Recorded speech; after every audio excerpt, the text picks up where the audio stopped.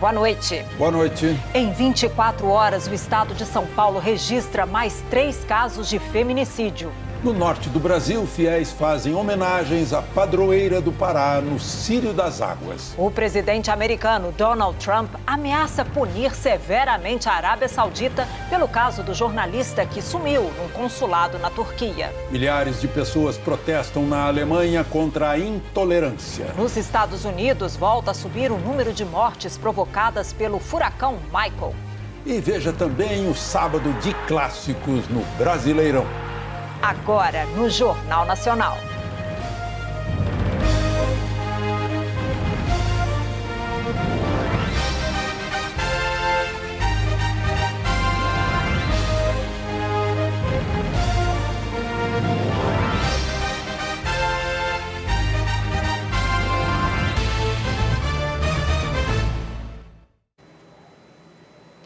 A edição deste sábado do Jornal Nacional começa com iniciativas que têm movimentado a economia em comunidades pobres do Brasil. São projetos que ajudam os moradores e aquecem o comércio.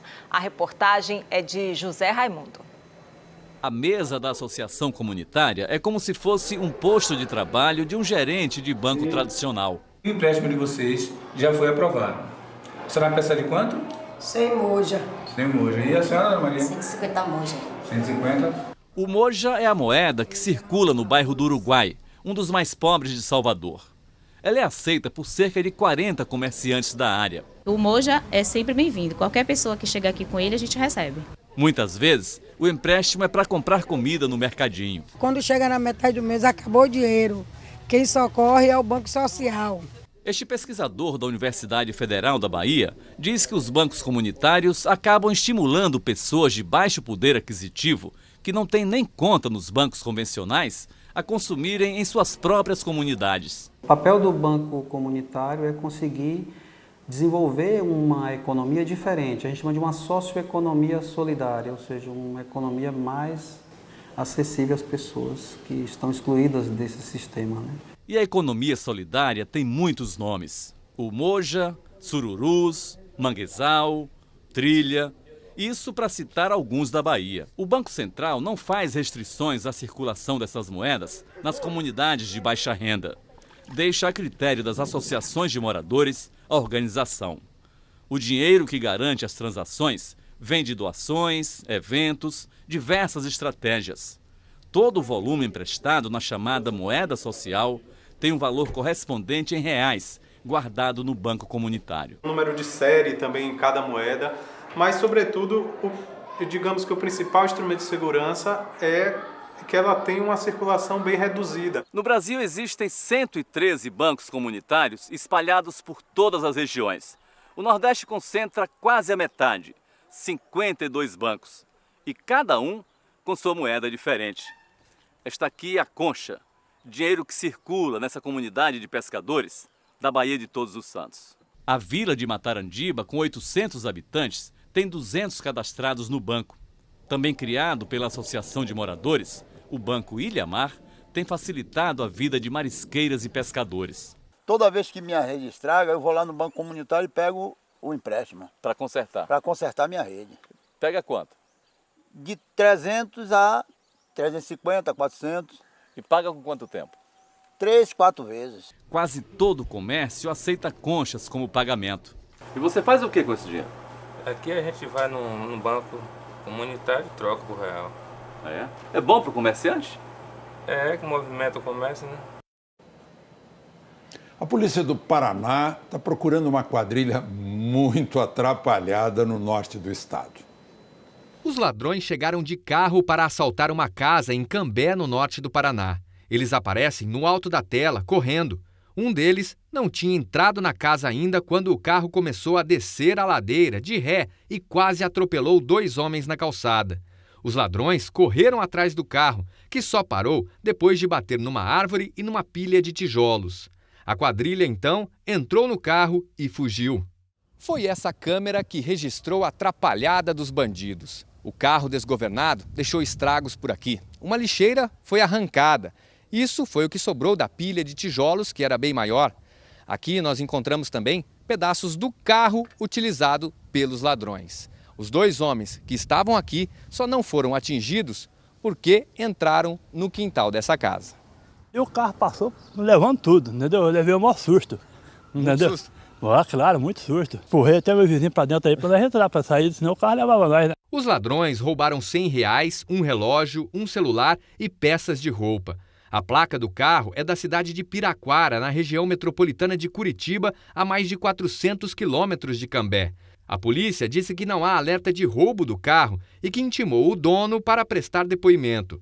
Por enquanto, nenhum ladrão foi preso. Milhares de fãs da literatura e autores de várias partes do mundo estão reunidos até amanhã na Festa Literária Internacional de Cachoeira, na Bahia. Quem conta é o repórter Mauro Anchieta. Cachoeira é uma joia da arquitetura colonial no recôncavo baiano. Mas durante 4 dias no mês de outubro, igrejas e casarões seculares dividem a atenção dos turistas com os livros. A poesia vai para as ruas. O dinheiro havia sido morto no combate contra o amor. Onde sempre esteve a literatura de cordel. Quem não já ouviu falar nesse tal de lobisomem? Cordel é literatura genuína, é literatura forte. Ela, além de divertir, ela educa. Em cada canto do centro histórico, uma atração cultural. Desde sexta-feira que eu estou aqui, só vivo cultura. A 8ª edição da FLICA, Festa Literária Internacional de Cachoeira, deve atrair até amanhã 35 mil pessoas. Quem passa por esse estande dificilmente não para. O livro aqui sai de graça. Só o que se pede é que o leitor doe para outra pessoa quando acabar de ler. Para incentivar a juventude, né? Porque leitura é conhecimento e conhecimento você só adquire através dos livros. Aqui na Igreja e Convento do Carmo, do século XVIII, história e literatura se encontram. É onde são realizados os eventos mais concorridos da festa. Ninguém paga nada, mas para garantir lugar, tem que chegar cedo e entrar na fila. O espaço mais disputado é o dos debates com escritores brasileiros e estrangeiros. Este ano, a estrela da FLICA é o português Walter Hugo Mãe, um dos mais aclamados autores da nossa língua atualmente. A mim interessa-me uma literatura operante, que esteja preocupada e que de alguma forma seja um compromisso comigo mesmo e um compromisso de mim com o mundo. E eu só concebo a voz pública de um escritor se ela for útil. A cada ano, a FLICA homenageia um escritor que ainda esteja em atividade. Este ano foi uma mulher, a mineira Conceição Evaristo, de 72 anos. De família pobre, ela trabalhou como empregada doméstica antes de se formar em letras. Hoje é doutora em literatura e tem várias obras publicadas no exterior. Tudo que eu escrevo, tanto do ponto literário como também ensaios, é sempre atravessado pela minha experiência, né? A arte tem esse poder de nos recolocar no lugar da esperança. E você vai ver a seguir mais 3 casos de feminicídio em São Paulo. E a homenagem à padroeira do Pará.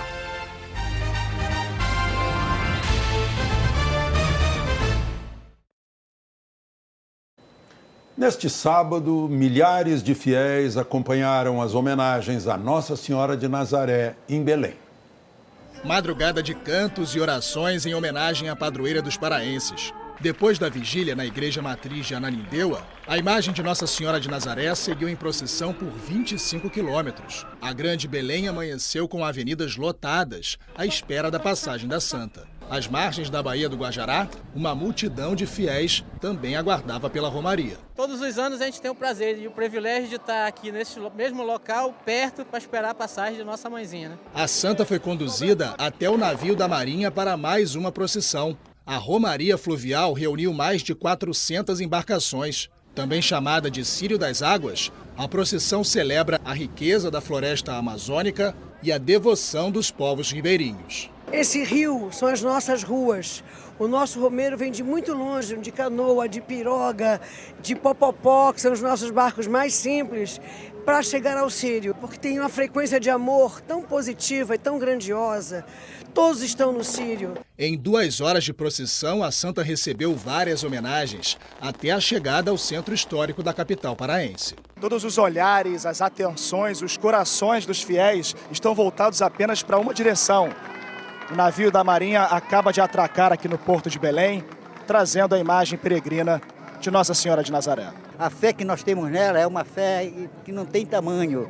Esse é o momento mais feliz da minha vida e da minha família e de todos os paraenses. A Carol veio agradecer pela realização de um sonho e a graça alcançada foi maior do que ela esperava. Eu sou mãe de gêmeos e estou grávida novamente e tinha um problema de fertilidade que ela curou. A procissão voltou para as ruas. Na moto Romaria, 15 mil motociclistas acompanharam a imagem de Nossa Senhora. Consegui realizar meu sonho e fiz com a minha própria mão isso aqui. Todo ano nós estamos honrando com nosso agradecimento a Nossa Senhora de Nazaré. Enquanto isso, na Basílica Santuário de Nazaré, momento de emoção para os fiéis. Foi quando a imagem original de Nossa Senhora de Nazaré desceu do altar. Segundo a tradição, ela foi encontrada por um pescador há mais de 300 anos. Não tem como a gente dizer o quanto ela mexe com a gente, entendeu? É uma fé muito grande que a gente não tem nem como explicar, né? Agora à noite, cerca de 1 milhão de devotos participam da última procissão deste sábado, ao longo de 4 quilômetros de avenidas do centro de Belém. Um trem de carga descarrilou em Aparecida do Taboado, em Mato Grosso do Sul, na divisa com São Paulo. 24 vagões carregados com mais de 2.000 toneladas de milho tombaram depois de sair dos trilhos. A carga ia para o Porto de Santos. Os 2 maquinistas do trem tiveram ferimentos leves. A concessionária que administra a ferrovia está apurando as causas do acidente. A tentativa de assalto a uma lotérica em Manaus provocou uma cena dramática. A ação dos bandidos foi no começo da tarde, numa das principais avenidas da zona leste de Manaus. A operadora de caixa, que era feita refém, conseguiu sair e disse que 25 pessoas ainda estavam na mira de 4 homens armados. Eles não estão brincando, não. A polícia cercou a área. A todo momento, os bandidos atiravam para fora da loteria. Depois de mais de 2 horas de negociação, os assaltantes decidiram deixar a loteria usando o grupo de reféns como um escudo. O grupo se afastou e os assaltantes deixaram os reféns e começaram a fuga. Na troca de tiros com a polícia, 4 assaltantes morreram e um 5º homem foi preso. Nenhum refém se feriu. Eles diziam pra gente não se abaixar, entendeu? Porque senão iam matar a gente fomos daqui. Eles servindo de escudo humano até lá. A gente entrou aqui na loteria depois que tudo acabou e olha só, tá tudo assim, jogado, tem restos aqui das balas que foram disparadas aqui de dentro, calibre 12, esse cartucho, os lixos aqui, os lixeiros estão todos mexidos, tem bolsas abandonadas. É claro, né, não tem ninguém, nenhum funcionário na loteria, tem perfume e inclusive, ó, a gasolina que eles estavam ameaçando de tacar fogo aqui se não fossem atendidos em suas exigências, que segundo informações era um carro e drogas. Quem se entregou está sendo apresentado na delegacia, quem reagiu enfrentou a polícia, infelizmente teve esse desfecho aí que todo mundo já sabe. Em 24 horas, o estado de São Paulo registrou mais 3 casos de feminicídio. A cena do casal feliz e apaixonado já era só fotografia. Depois de 10 meses juntos, a vida que a Sharon levava com o Alex era outra. Em agosto, eles se separaram. O pai dela ouviu eles brigando e falou que ele estava grudado no pescoço dela e expulsou ele da casa. Mas Alex voltou e a Sharon perdoou. Ela sempre viu ele como um bom rapaz, um cara que veio para salvar a vida dela, pensava em filhos, construir uma família. O destino foi outro. Com o rosto e o corpo queimados pelo namorado, ela foi deixada sozinha em casa. Na segunda-feira, a família a encontrou. Levou para o hospital, mas era tarde. Sharon morreu na noite de ontem. Quando outra história de violência também acabou nessa rua da Zona Sul de São Paulo, com 3 tiros no peito de uma mulher. Renata Solange de Souza, de 34 anos, caminhava para casa quando o ex-marido passou de carro atirando. A gente só ouviu só os tiros, não ouvimos nenhuma discussão, nada. José Manuel da Silva foi preso. Para a polícia, disse que matou porque ela usava drogas. Estavam separados, mas dividiam a mesma casa com os 3 filhos. E os filhos foram o motivo que o engenheiro deu para passar na casa da ex-mulher em Sumaré, no interior de São Paulo. Disse que queria vê-los no Dia das Crianças, mas pediu que fossem para a casa do vizinho para matar a ex-mulher. Evandro Humberto Rusa descarregou 6 tiros em Renata Basso Beisman. Guardou um para acabar com a própria vida. Há 3 anos, ganhou nome próprio o crime de matar uma mulher por ser mulher, feminicídio. E os registros só crescem. Em 2017, foram 1.133 casos, 21% a mais do que no ano anterior. Essas histórias que terminam com mulheres mortas no Instituto Médico Legal parecem seguir o mesmo roteiro, que começa com ciúme, possessividade, aí vai para o controle, agressões verbais, psicológicas e físicas, até que elas decidem que não querem mais. A juíza, que lida diariamente com esses casos, explica que é no momento em que a mulher tenta quebrar o ciclo de violência que corre mais perigo. Tem que pedir proteção, silêncio é o pior dos mundos. E se cuidar. Não dizer onde vai, com quem está, estar na companhia de outras pessoas quando essa conversa, esse contato é inevitável, ele tem que de alguma forma acontecer. O presidente dos Estados Unidos, Donald Trump, falou neste sábado sobre o sumiço do jornalista saudita que escrevia para o jornal Washington Post. Pela primeira vez desde o desaparecimento do jornalista saudita, o presidente americano se posicionou. Se as investigações provarem que o líder da Arábia Saudita, o príncipe Mohammed bin Salman, for o mandante do suposto crime, o país será severamente punido. Mas Donald Trump deixou claro, prefere evitar sanções econômicas contra a Arábia Saudita. As declarações foram feitas em uma entrevista do presidente ao canal de TV americano CBS. Até o momento, eles negam veementemente. Mas podem ser eles? Sim, disse Trump. E continuou, nós vamos descobrir todos os detalhes e teremos punições severas. Jamal Khashoggi sempre foi próximo da elite e dos príncipes sauditas, apesar de ser um jornalista crítico do regime. Mas depois que Bin Salman assumiu o trono e começou a combater dissidentes sauditas, Khashoggi decidiu mudar para os Estados Unidos no ano passado. No dia 2 de outubro, ele foi visto entrando no consulado saudita em Istambul, na Turquia. Mas não há registros da saída dele do local. O governo turco diz ter evidências em áudio e vídeo que Jamal Khashoggi foi morto e esquartejado dentro do próprio consulado por um grupo de sauditas que desembarcou em Istambul na mesma manhã do desaparecimento do jornalista. Hoje, o ministro turco das Relações Exteriores disse que o governo saudita não está cooperando com as investigações.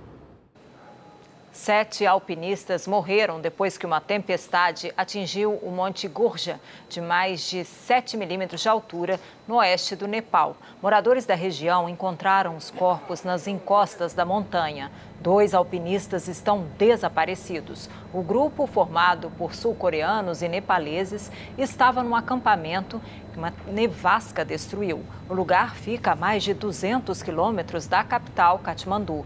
O Nepal tem algumas das maiores montanhas do mundo, incluindo o Monte Everest. E subiu para 18 o número de mortes causadas pela passagem do furacão Michael no sudeste dos Estados Unidos. E, segundo as autoridades locais, esse número deve aumentar porque há pessoas desaparecidas. Em muitas áreas, ainda falta energia e os serviços de comunicação não funcionam. As equipes usam escavadeiras para abrir caminho entre os escombros. Mais de 1.700 trabalhadores, quase 300 ambulâncias e dezenas de cães farejadores participam dos esforços de resgate. Mais de 240 mil pessoas de várias partes da Alemanha participaram de um protesto na capital do país contra a xenofobia e o racismo.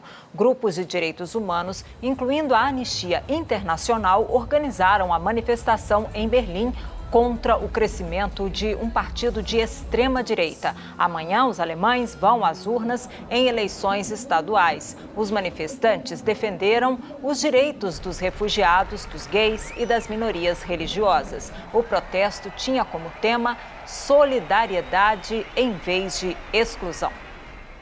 Em várias cidades da França, 120 mil pessoas saíram às ruas para pedir ao governo e à comunidade internacional mais ação contra as mudanças climáticas.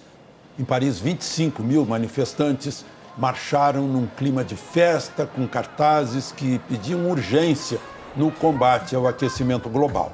Na última segunda-feira, a ONU divulgou um relatório que trouxe um panorama sombrio caso a temperatura do planeta aumente mais que 1,5 graus Celsius. Essa é a meta acertada no Acordo do Clima de Paris. E aqui no Brasil, uma força-tarefa está nas ruas de Campo Grande para salvar árvores centenárias. Cada caixinha dessa é um sensor.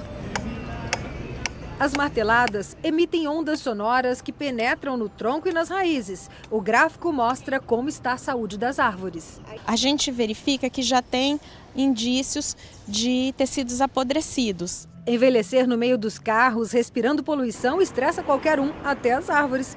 E esse estresse enfraquece o sistema de proteção. Elas ficam mais expostas ao ataque de fungos e pragas. 40 árvores centenárias no centro de Campo Grande passaram por tomografias. E se estão doentes, vem o tratamento com nutrientes. A espuma é o curativo. É para cobrir as cavidades e tentar conter o processo de apodrecimento da madeira e assim conseguir dar uma sobrevida maior para a planta. Cuidar das árvores é uma estratégia do município para melhorar a qualidade de vida das pessoas. Campo Grande é a capital mais arborizada do Brasil, segundo o IBGE, e praticamente todo morador vive perto de alguma área verde. A gente respira melhor, a gente se sente mais livre. Silenciosamente, as árvores urbanas ajudam a melhorar a vida nas cidades. Quer ver? Aqui embaixo da sombra, a gente mostra nesse sensor térmico a laser a temperatura, 28 graus. E é só andar um pouquinho pelo canteiro aqui no centro de Campo Grande, no meio de uma avenida onde passam muitos carros, para entender por que a árvore é um ar-condicionado natural. Aqui no sol, ó, com o mesmo sensor, olhem só a temperatura. 49 graus. Para dar conforto térmico às pessoas, mais de 30 mil árvores estão sendo plantadas em áreas onde o concreto domina. Aqui será um pomar no meio da avenida e é uma estratégia também contra enchentes. 1/3 da água de chuva que cai sobre uma árvore fica retido nela, então não vai para o escoamento e acaba auxiliando e diminuindo os casos de alagamento na cidade. Áreas arborizadas têm 60% menos partículas de poluição no ar e convidam a atividades ao ar livre. Marina e Ana Paula deixaram o carro na garagem, pedalam quase 30 quilômetros por dia para ir trabalhar. Era fumante há 18 anos. Agora eu já emagreci uns 3 quilos, parei de fumar. A vida melhorou? Bastante. E uma correção, agora há pouco nós falamos que uma tempestade provocou a morte de 7 alpinistas. Essa tempestade atingiu o Monte Gurja, que tem mais de 7.000 metros e não 7 milímetros, como a gente disse. Alexandre, vamos falar de previsão do tempo, então? Vamos falar sobre alturas, saber como é que estão as nuvens lá em cima, o que elas preparam para o domingo com a Eliana Marques. Boa noite, Eliana. E aí, mais chuva por aí? Boa noite, Alexandre, Juliana, e boa noite a todos. Mais chuva sim, e chuva em locais onde já tem chovido muito. Olha, Vacaria, no Rio Grande do Sul, Rio Negrinho, em Santa Catarina, Foz do Iguaçu, no Paraná. Hoje ainda é dia 13 e essas cidades aqui já superaram a média de chuva do mês. Nesse momento, tem muita nuvem carregada em parte do sul do país, também passando por Mato Grosso do Sul, pontos de São Paulo, do Rio de Janeiro, do sul de Minas Gerais, e agora à noite ainda pode chover forte nessas áreas aí.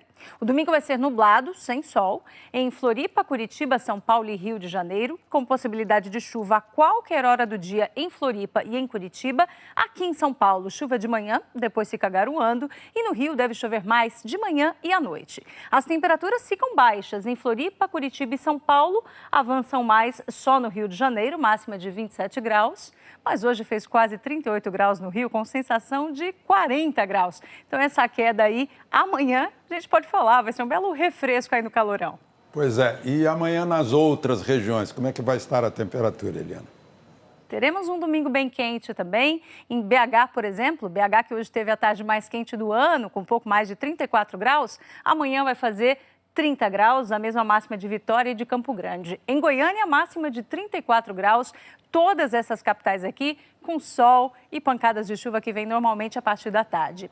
Essa também é a previsão para Mato Grosso, para grande parte da região norte. Amanhã pode voltar a chover aqui no Maranhão, no oeste do Piauí e da Bahia, também no norte do Ceará. Agora sol garantido o dia todo lá em Macapá, também em Natal e no Recife. Em Porto Alegre, sol entre nuvens, máxima de 23 graus.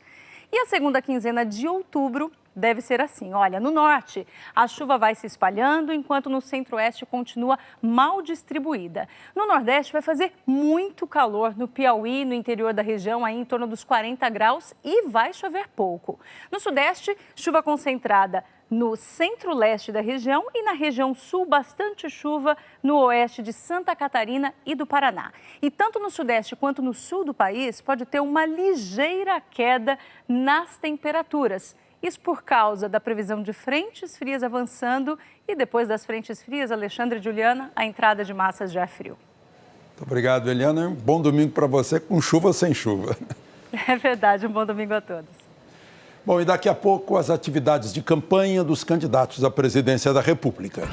O roteiro cultural debaixo das ruas da maior cidade do país.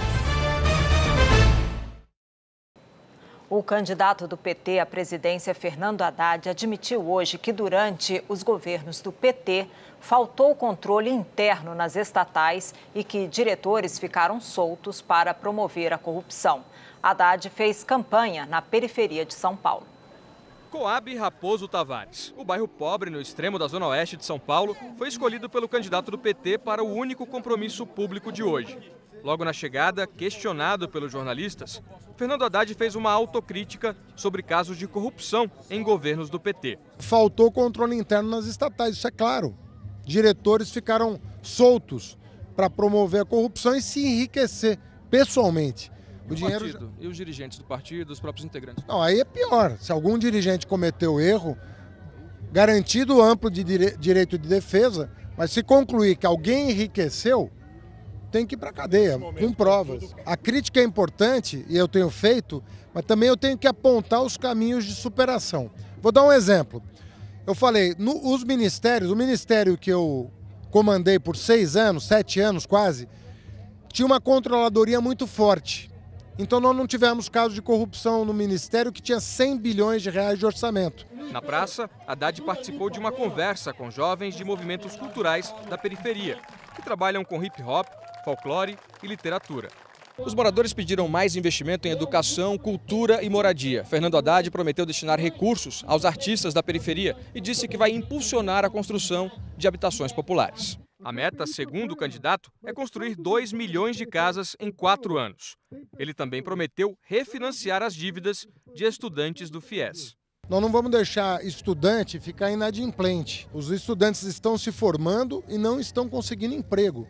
A primeira providência para acabar com o problema do FIES é gerar emprego para quem sai da faculdade. Mais uma vez, Haddad desafiou o adversário Jair Bolsonaro, do PSL, a debater. Quem não tem proposta não tem o que debater. Eu lamento, porque alguém que queira presidir o país tem que apresentar um projeto para o país.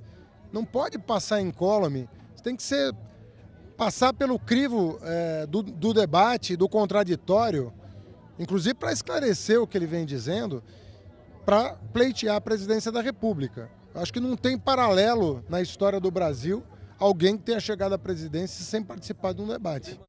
O candidato do PSL, Jair Bolsonaro, disse hoje que, naquilo que depender dele e se o Congresso aprovar, não haverá mais progressão de pena nem saídas temporárias para presos.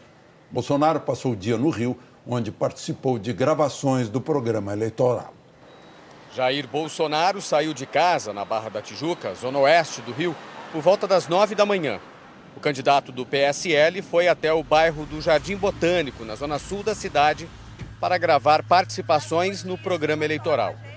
Depois da gravação, Bolsonaro respondeu a perguntas de jornalistas. Ele falou sobre a participação em debates. Eu estou impossibilidade de ir por recomendação médica até quinta-feira. Não sei qual vai ser o parecer. Se ele der o parecer favorável, eu vou ver estrategicamente se é o caso ou não. O Haddad quer tanto debater comigo, não é isso? Esse não é o que interessa para ele. Mais cedo, o candidato do PSL à presidência da República, Jair Bolsonaro, explicou o que pretende fazer para combater a violência. Primeiro é escalar o time, dessa forma. A outra é um pacote de medidas para que nós possamos, num primeiro momento, diminuir a violência em nosso Brasil. Eu tenho uma máxima, eu não quero ninguém sofrendo, sendo torturado, passando necessidade numa cadeia. Mas no que depender de mim, a polícia de encarceramento se fará presente. E o conselho que eu dou agora para quem quer fazer a maldade. Tá? Se não quiser ir para lá, não faça a maldade. Passa por aí. O ser humano só respeita o que ele teme. E nós temos que mostrar para o ser humano, se ele cometer um crime, ele vai pagar. E no que depender de mim também, do parlamento, obviamente, não teremos progressão de pena, muito menos saidões. Jair Bolsonaro também comentou o que espera da oposição se for eleito. Eu acho que eu vou ter a menor oposição. Está bem com a bancada ruralista, que é muito grande, evangélica, da segurança, turismo. O PSDB também vai vir por gravidade, são coisas que interessam para o Brasil. Se o parlamento lá fizer uma oposição às propostas que nós temos, que algumas já vêm sido colocadas na mesa há algum tempo, o Brasil vai para o buraco. Tá? Eu não quero impor nada, nem tenho como impor. Mas as nossas propostas, em nenhum momento nenhum, se exigirá mais sacrifício da população. Às 14h, Jair Bolsonaro voltou aqui para a casa dele na Barra da Tijuca. Assessores disseram que o candidato não recebeu visitas e aproveitou a maior parte do tempo para descansar. Quem anda de metrô em São Paulo agora vai poder conhecer melhor as obras de arte que estão bem à vista dos passageiros.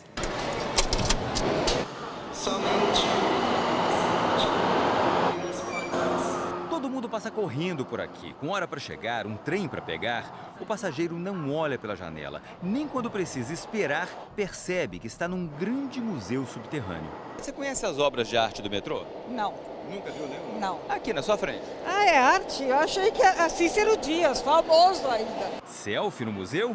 Não, eles nem sabiam. Aqui no museu? Aqui é um museu. Tem obra de arte aqui. Sério? Ah, sim, claro. O metrô de São Paulo tem 91 obras de arte espalhadas por 37 estações. A maioria sempre esteve por aqui desde que as primeiras linhas foram inauguradas na década de 70. Só que agora, além de passar por elas, vai ser possível visitá-las. A estação Ana Rosa tem A Sagração da Primavera, de Luiz Gonzaga Melo Gomes. Chegando à estação Brigadeiro, repare pelo vidro. O painel Desaceleração, de Fernando Lemos, está na parede da plataforma. Quer saber mais? Basta seguir o cara com a plaquinha. Marquito é experiente nos museus da superfície. Ele está descobrindo outro público agora. Essa curiosidade de você ter passado tantas vezes e não ter ido. Eu até acho que não é a primeira vez que a pessoa olha a obra, é só a primeira vez que ela para olhar a obra. Os grupos são pequenos, 15 pessoas no máximo, para ninguém se perder. As visitas são aos sábados e domingos. E a entrada, o preço do bilhete. O guia sabe bastante e ele dá um outro olhar, porque também até nós, que muitas vezes passamos pelo metrô, todo dia tem obra que a gente não repara mesmo. 4 roteiros foram criados numa parceria entre o metrô, que conhece os trilhos do trem e o acervo, e a equipe da Pinacoteca, que entende de arte e de visitação.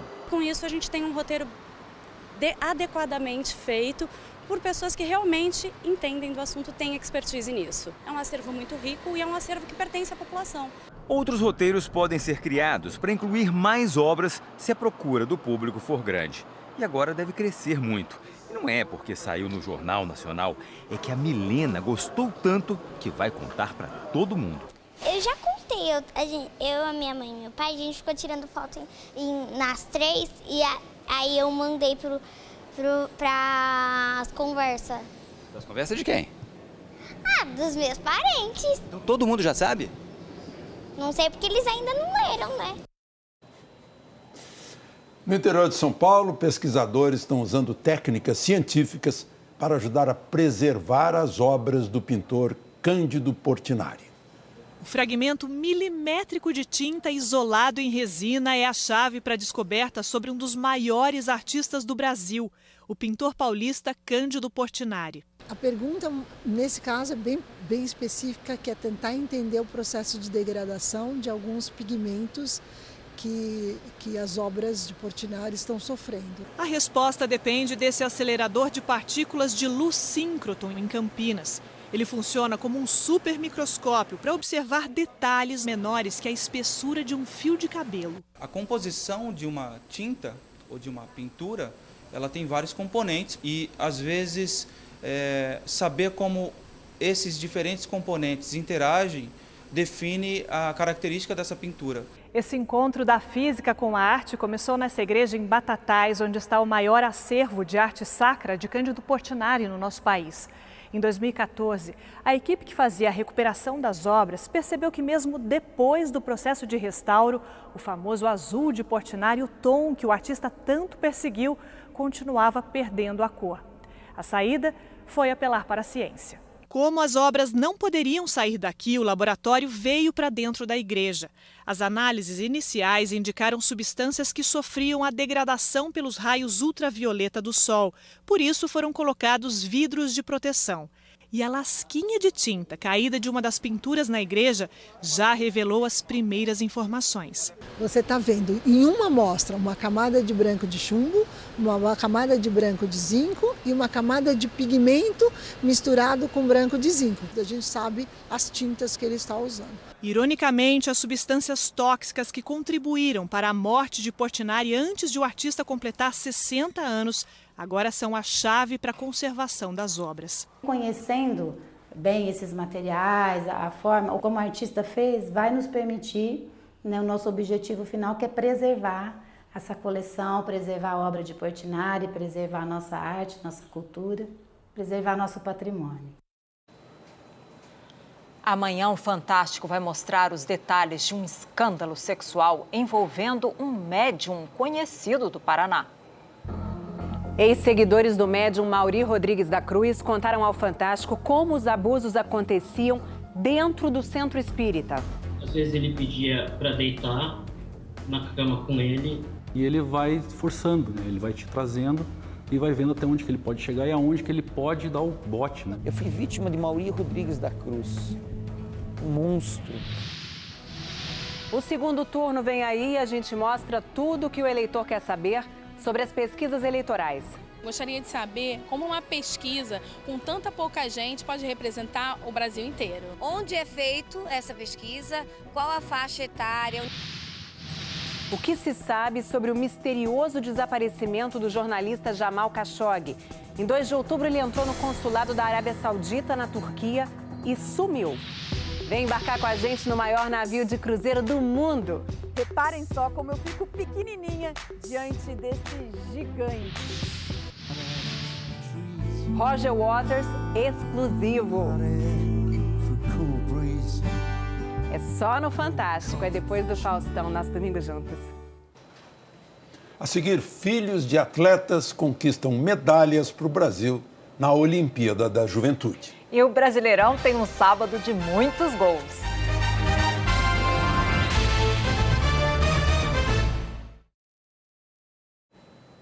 O filho do heptacampeão de Fórmula 1, Michael Schumacher, conquistou hoje o primeiro título como piloto profissional. Na Alemanha, Mick Schumacher foi campeão da Fórmula 3 europeia. Ele tem 19 anos e em 1990 o pai dele conquistou esse mesmo título quando tinha 21 anos. A seleção brasileira já está em Jeddah, na Arábia Saudita, para o amistoso de terça-feira contra a Argentina. Os jogadores treinaram hoje num calor de 34 graus. O técnico Tite deve fazer 6 mudanças no time em relação à equipe que começou o jogo contra a Arábia Saudita. A 29ª rodada do Brasileirão começou hoje com 2 clássicos. No Maracanã, o Flamengo saiu na frente do Fluminense com um gol de Uribe. Em outra jogada aérea, Léo Duarte marcou o segundo. Digão tentou tirar, mas a bola ficou com o Uribe, que fez mais um. Flamengo 3, Fluminense 0, placar final. No Pacaembu, Gabriel marcou para o Santos contra o Corinthians. Ele é o artilheiro do Brasileirão com 14 gols e o jogo terminou 1-0. Na Série B, Renato ajeitou de cabeça e Getúlio fez Avaí 1, Guarani 0. O empate foi com o gol do Felipe Maia. Mas o Renato fez o segundo do Avaí, que ganhou por 2-1. O Vila Nova venceu o Boa Esporte com gols do Wesley Matos e do Alain Mineiro. Felipe Amorim fez jogada individual e fez um belo gol para o Figueirense. O empate do Curitiba foi com Guilherme. E a virada foi com o xará dele, Guilherme Parede. Só que o Elton marcou outro para o Figueirense e o jogo terminou empatado, 2-2. Amanhã o Brasileirão é ao vivo na Globo, às 4h, horário de Brasília. E no domingo, mais cedo, tem o Esporte Espetacular. Olá, boa noite, tudo bem? Há 4 anos ele sofreu um grave acidente quando brincava ao lado da jaula de um leão e um tigre. Ele pegou na minha mão, eu já não vi mais o que aconteceu. Vrajamani Rocha teve o braço arrancado, mas venceu o trauma. Queria que me tratasse tudo normal, assim, eu quero fazer tudo sozinho. Hoje ele é nadador paralímpico. Imagina ver a final da Copa do Brasil do lado dos seus ídolos. Demos esse presente a 2 torcedores de Cruzeiro e Corinthians. Um atacante, 2 camisas. Paulo Nunes revive grandes histórias no Palmeiras e no Grêmio. É amanhã, hein? Logo depois do Auto Esporte. Até lá. O Brasil conquistou 9 medalhas na primeira semana dos Jogos Olímpicos da Juventude na Argentina. Alguns atletas têm em casa bons exemplos para seguir no esporte. Aí estão os novos rostos e nomes. Aieser. É um nome bíblico. Nome bíblico. É. Conta a história desse nome. Homem valoroso, homem de fé, homem de confiança. É o futuro do esporte. A delegação brasileira em Buenos Aires tem 79 atletas com idades que variam de 15 a 18 anos. É uma geração que está sendo formada para disputar futuras edições de Jogos Olímpicos. E muitos já acumulam, desde cedo, uma certa experiência em suas modalidades, aprendendo dentro de casa. Giovana Prada, um sobrenome ligadíssimo à vela. Ela é filha de Bruno Prada, prata em Pequim e bronze em Londres, ao lado de Robert Scheidt na classe Star. Ele tem muita experiência, ele praticamente cresceu nesse meio, então é muito bom ouvir dele, alguém que já viveu o que eu estou vivendo. Ela só não está com a torcida do pai em Buenos Aires porque o Bruno está disputando o Mundial nos Estados Unidos, mas se falam todo dia. Está bem feliz com a minha participação, com alguns dos meus resultados e principalmente minha evolução. Luiz é outro que pode consultar a história olímpica sem sair de casa. Há exatos 50 anos, o avô dele, Servílio de Oliveira, se tornou o primeiro medalhista olímpico do boxe brasileiro.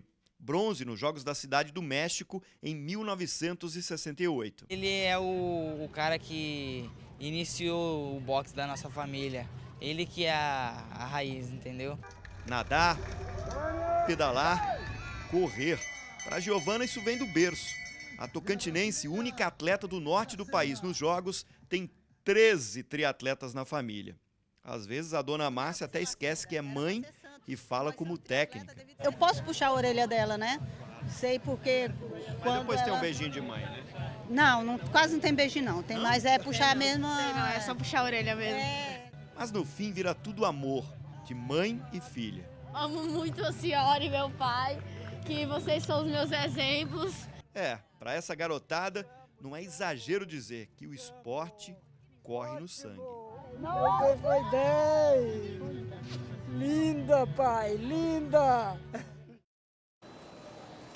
Jornal Nacional fica por aqui. Uma boa noite para você. Boa noite e aproveite o domingo.